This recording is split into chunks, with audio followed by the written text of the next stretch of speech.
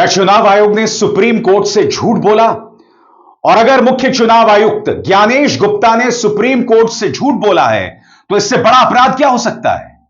सूचना के अधिकार के अंतर्गत जो जानकारी चुनाव आयोग से मांगी गई, वो जानकारी जो हासिल हुई है और सुप्रीम कोर्ट में चुनाव आयोग ने जो कहा है, उन दोनों में जमीन आसमान का फर्क है। याद कीजिएगा दोस्तों, सुप्रीम कोर्ट में चुनाव आयोग ने क्या कहा था कि हमने बिहार में SIR यानी विशेष गहन पुनरीक्षण, स्पेशल इंटेंसिव रिवीजन, मंत्रणाएं करने के बाद, लंबी चौड़ी बातचीत करने के बाद हम इस निष्कर्ष पर पहुंचे थे।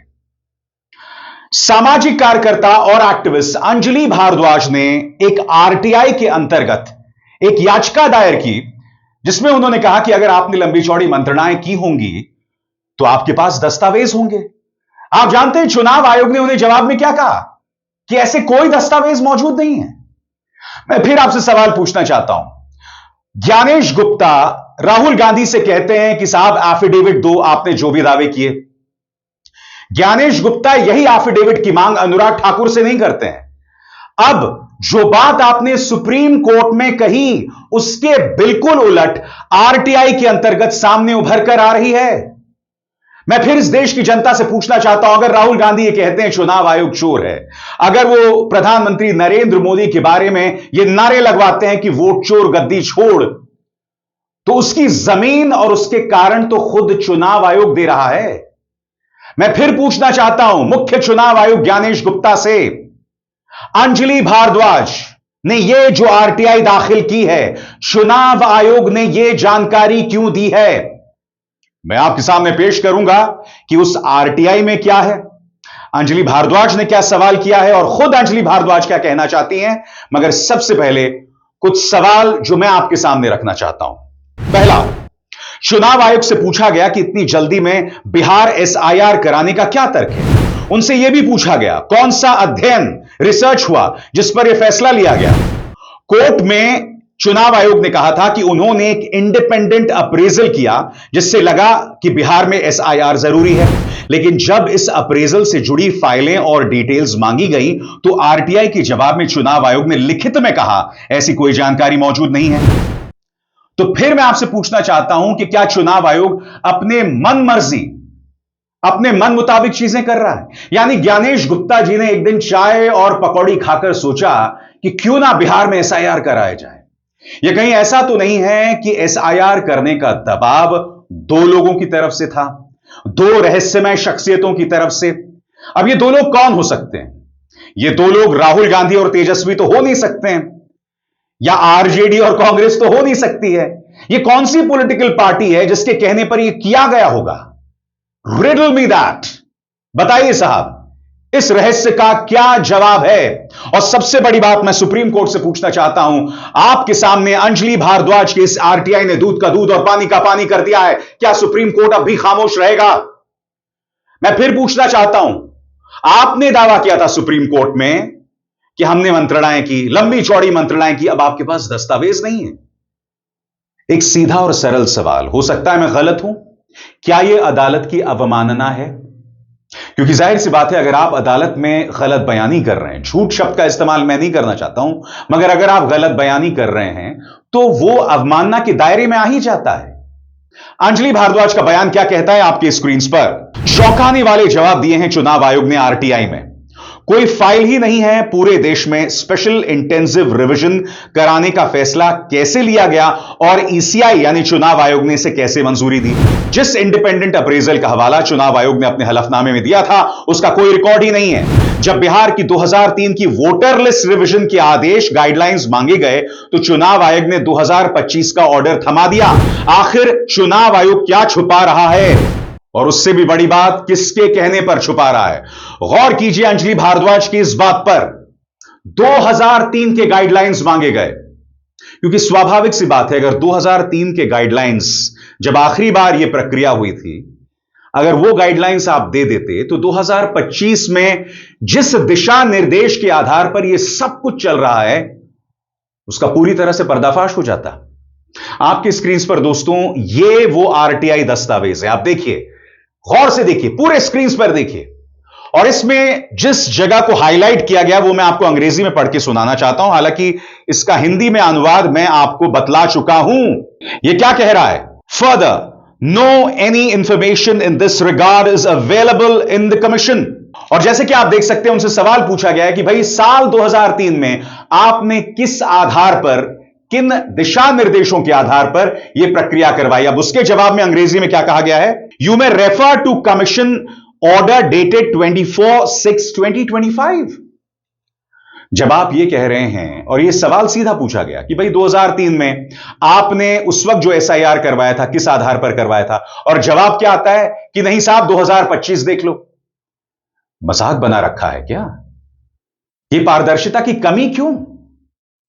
और याद कीजिएगा, ज्ञानेश गुप्ता के क्या तेवर थे, किस तरह से राहुल गांधी पर प्रहार किया था। फिर से सुना जाए। सबसे बड़ी मतदाता सूची हमारे पास है, लगभग 90 करोड़ से 100 करोड़ के बीच में।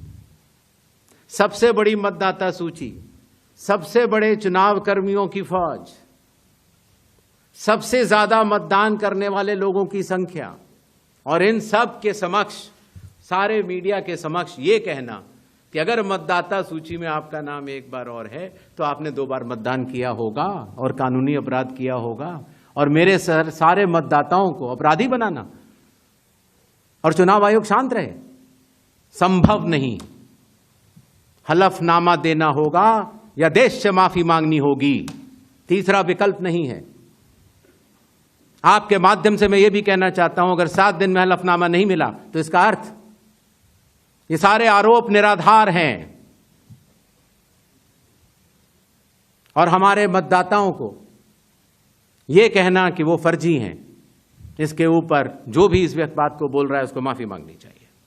अब ऐसे में मुझे बताइए, जब राहुल गांधी कहते हैं चुनाव आयोग वोट चोर है, और अब तक चुनाव आयोग ने उसे अदालत में चुनौती नहीं दी है, मैं फिर आपसे पूछना चाहता हूं, यह आरटीआई उसकी जमीन तैयार करती है या नहीं करती है? सुनिए चुनाव आयोग को किस तरह से कटघरे में रखते हैं राहुल गांधी। मैं आपको गारंटी देके कह रहा हूं, और अच्छी तरह सुनिए, नरेंद्र मोदी वोट चोरी करके चुनाव जीतता है। नरेंद्र मोदी वोट चोरी करके, वोट कटवा के, वोट बढ़ा के चुनाव जीतता है, और नरेंद्र मोदी और अमित शाह की मदद हिंदुस्तान का इलेक्शन कमीशन करता है। और आगे बढ़ने से पहले एक जरूरी संदेश, मेरे कार्यक्रमों के लिए आप नोटिफिकेशन का इंतजार मत कीजिए, मेरे चैनल में जाइए और खुद जाकर कार्यक्रम देखिए और रहिए अपडेटेड। और हां, ज्वाइन कीजिए मेरा चैनल, देखिए यह जरूरी संदेश। स्वतंत्र और आजाद पत्रकारिता का समर्थन कीजिए, सच में मेरा साथी बनिए। बहुत आसान है दोस्तों, इस ज्वाइन बटन को दबाइए और आपके सामने आएंगे ये 3 विकल्प, इनमें से एक चुनिए और सच के इस सफर में मेरा साथी बनिए। अब बहुत जरूरी हो जाता है दोस्तों, क्योंकि इंतजार कीजिएगा, सिर्फ अंजलि भारद्वाज नहीं, रिपोर्टर्स कलेक्टिव एक बहुत ही शानदार पत्रकारों का समूह है। रिपोर्टर्स कलेक्टिव ने भी एक्सपोज किया है एक आरटीआई के अंतर्गत चुनाव आयोग को, वो भी मैं आपके सामने पेश करने वाला हूं। जी हां, मगर सबसे पहले सुनते हैं इस पूरे मामले में इसके क्या मायने हैं, खुद अंजलि भारद्वाज समझा रही हैं। सुना जाए। आरटीआई एक्ट के तहत एप्लीकेशन लगाई गई, जिसमें ये सवाल पूछा गया इलेक्शन कमीशन ऑफ इंडिया से कि जो एसआईआर की एक्सरसाइज कमीशन ने बिहार में शुरू करी है और जिसे अब ये कमीशन पूरे देश में लागू करने वाले हैं, उसकी तमाम फाइल्स, जिसके अंदर सारी कॉरेस्पॉन्डेंस, फाइल नोटिंग्स और सब चीज़ें जिससे डिसीजन प्रोसेस किया गया और अप्रूव किया गया, वो मुहैया कराएं। क्योंकि इतना बड़ा डिसीजन जब लिया जाता है तो जाहिर है कि बहुत सारी बातचीत हुई होगी, बहुत डिलिब्रेशंस हुई होंगी, मिनिस्ट्रीज़ के साथ डिलिब्रेशंस हुई होंगी, आपस में इलेक्शन कमिश्नर्स की बातचीत हुई होगी, किसी ने साइन किया होगा, ये सारी चीज़ें फाइल में होनी चाहिए और उन फाइल्स की कॉपी मांगी गई थी। इलेक्शन कमीशन ने जवाब दिया है कि ऐसी कोई सूचना कमीशन में उपलब्ध नहीं है, यानी कि कोई फाइल इलेक्शन कमीशन ने कहा है कि उनके पास है ही नहीं। अब ये तो बहुत ही चिंताजनक बात है, क्योंकि इसके तो तीन ही मायने हो सकते हैं। या तो इलेक्शन कमीशन ऑफ इंडिया के जो पब्लिक इंफॉर्मेशन ऑफिसर हैं, जन सूचना अधिकारी, वो झूठ बोल रहे हैं, क्योंकि कैसे पॉसिबल है कि कोई फाइल ही अवेलेबल नहीं है जिसमें ये डिसीजन प्रोसेस हुआ था, जिसमें ये अप्रूव हुआ था डिसीजन के पूरे देश में SIR स्पेशल इंटेंसिव रिवीजन किया जाएगा इलेक्टोरल रोल्स का, 100 करोड़ लोगों की एलिजिबिलिटी चेक की जाएगी। तो या तो सरासर झूठ बोला जा रहा है, या फिर और भी चिंताजनक बात यह है कि इलेक्शन कमीशन में ये लग रहा है कि काम जो है बिल्कुल गलत आर्बिट्ररी तरीके से हो रहा है। जो भी काम हो रहा है वो केवल मौखिक रूप से हो रहा है, उसे फाइलों में कहीं पर रिकॉर्ड ही नहीं किया जा रहा, कोई रिटन रिकॉर्ड उसका मेंटेन ही नहीं किया जा रहा। तीसरी पॉसिबिलिटी जो कि बहुत ही एक तरह से कंसर्निंग है किसी भी लोकतंत्र में, वो ये है कि इलेक्शन कमीशन ऑफ इंडिया में ये डिसीजन प्रोसेस और अप्रूव हुआ ही नहीं, ये कहीं और अप्रूव हुआ, कहीं और प्रोसेस हुआ और इलेक्शन कमीशन ने 24 जून 2025 को इसे अनाउंस किया। ये तीनों ही बहुत खतरनाक एक तरह से लोकतंत्र के लिए पॉसिबिलिटीज़ हैं। यही नहीं, इलेक्शन कमीशन ने सुप्रीम कोर्ट में कहा था एक एफिडेविट पर कि हमने एक इंडिपेंडेंट अप्रेजल के बेसिस पर SIR करना तय किया। तो ये भी सूचना के अधिकार कानून के तहत सूचना मांगी गई कि जो भी इंडिपेंडेंट अप्रेजल इलेक्शन कमीशन ने किया, ये जो स्वतंत्र आंकलन अगर इलेक्शन कमीशन ने किया, जो उन्होंने सुप्रीम कोर्ट में लिखा है कि उन्होंने किया था, उसकी भी कॉपी दे दी जाए। वो भी इलेक्शन कमीशन से जो जवाब आया है उसमें कहा गया है information does not exist in the commission. तो मतलब ये भी कहा जा रहा है कि ये इंडिपेंडेंट अप्रेजल की कोई सूचना नहीं है इलेक्शन कमीशन के पास, इसके बावजूद कि उन्होंने सुप्रीम कोर्ट में ये लिखित में अपने एफिडेविट में कहा कि एक इंडिपेंडेंट अप्रेजल के बेसिस पर ये SIR करने का डिसीजन लिया गया। सबसे बड़ी बात, और यहां मैं आपके सामने दो चीजें रखना चाहता हूं, सुप्रीम कोर्ट को नंबर 1 ऑन रिकॉर्ड ये दस्तावेज मांगने चाहिए। सुप्रीम कोर्ट ने कहा, चुनाव आयोग ने जवाब दे दिया। मैं फिर आपसे पूछना चाहता हूं, जब मैं रामराज शब्द का इस्तेमाल करता हूं तो उसके संवैधानिक मायने हैं। रामराज में जवाबदेही होती है, और यहां पर एक संवैधानिक संस्था ये कह रही कि हमारे पास ऐसे कोई दस्तावेज नहीं है। RTI का आपने मजाक बना दिया है क्या? सूचना के अधिकार का क्या आपने मजाक बना दिया है? सबसे बड़ी बात, रितिका चोपड़ा जो कि इंडियन एक्सप्रेस की संवाददाता हैं, उन्होंने पूरी पड़ताल करके यह रिपोर्टिंग की थी कि साल 2003 और 2025 में क्या फर्क था। उन्होंने चुनाव आयोग के अंदर अपने जो सोर्सेज हैं उससे बातचीत की थी, जिसके आधार पर उन्होंने रिपोर्टिंग की थी। मगर चुनाव आयोग से पूछो तो इस तरह के वाहियात जवाब दिए जाते हैं। मैं फिर आपसे पूछना चाहता हूं, क्यों? स्वाभाविक सी बात है दोस्तों, इस मुद्दे को लेकर कांग्रेस हमलावर है। कांग्रेस के प्रवक्ता पवन खेरा क्या कह रहे हैं आपके स्क्रीन पर?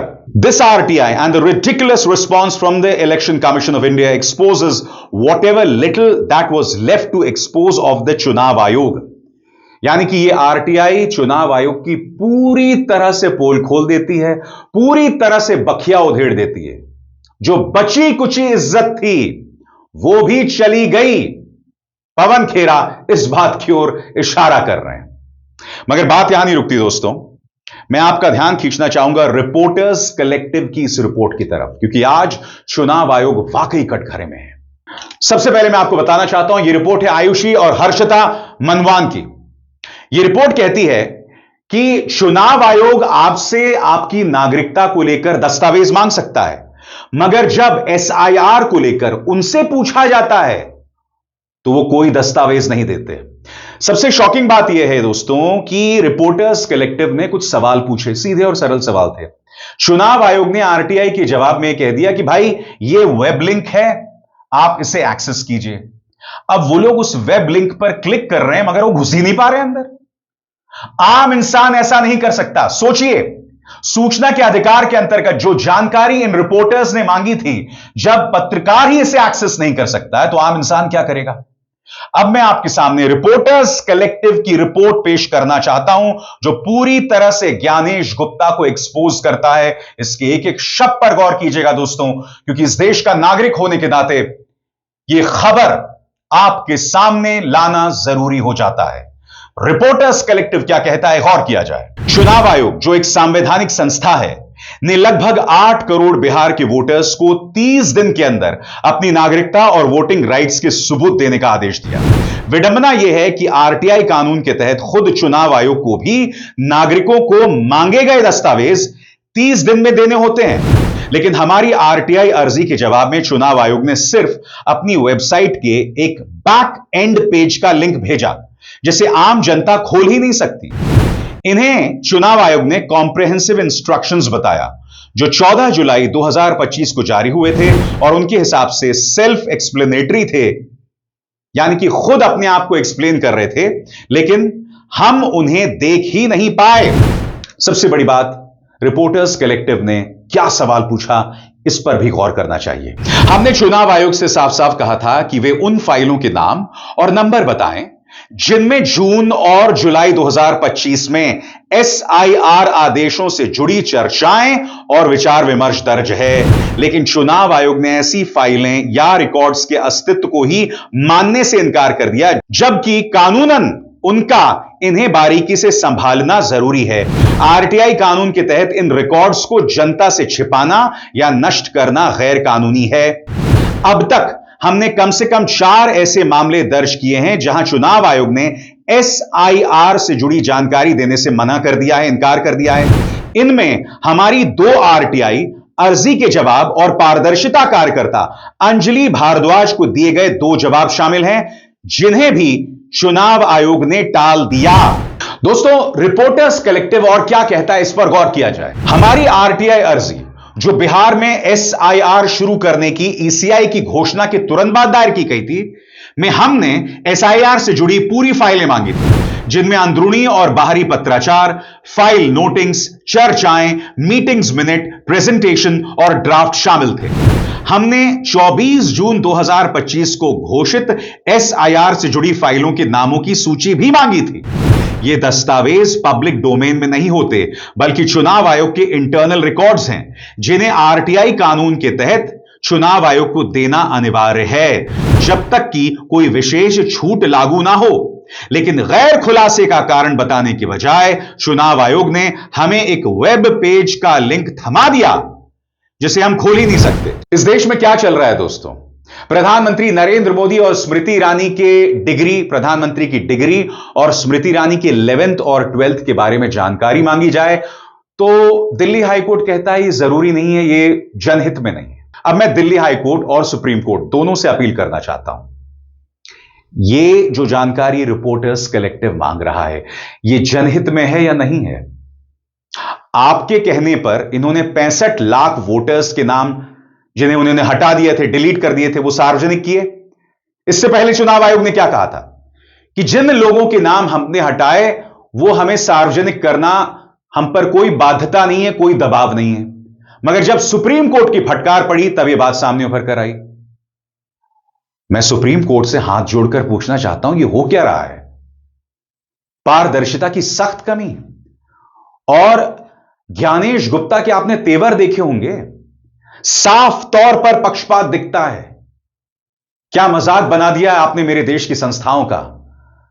सुप्रीम कोर्ट को दखल देना पड़ेगा, यह और बर्दाश्त नहीं किया जा सकता।